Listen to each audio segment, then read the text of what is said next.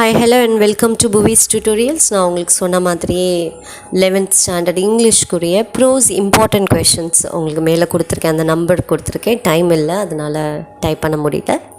அந்த நம்பர்ஸ் மட்டும் கொடுத்துருக்கேன். அட் த சேம் டைம் நிறைய ஸ்டூடெண்ட்ஸ் இஆர்சியும் கேட்டுகிட்டே இருந்தீங்க. ஏன்னா இஆர்சியெல்லாம் ரொம்ப ஈஸியாக மார்க் வாங்கக்கூடிய ஏரியா. ஓரளவுக்கு கரெக்டாக இருந்தாலே இஆர்சியை பொறுத்த வரைக்கும் 3 மார்க்ஸ் அப்படியே கொடுத்துருவாங்க.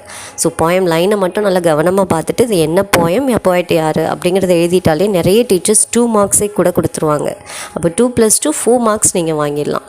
கொஞ்சம் கான்டெக்ஸ்ட்டு எக்ஸ்ப்ளனேஷன் எழுதுனீங்கன்னா அப்படியே ஃபுல் மார்க் கிடைக்கிறதுக்கு சான்சஸ் இருக்குது. ஸோ உங்களுக்கு ஹெல்ப் பண்ணுறதுக்காக தான் இந்த காமனான கான்டெக்ஸ்ட்டை கொடுத்துட்டேன் ஒவ்வொரு போயமுக்கும். ஓகே, கீழே இருக்குது, அது மட்டும் ஜஸ்ட் ஒரு லைன் தான், தட் இஸ் எனஃப்.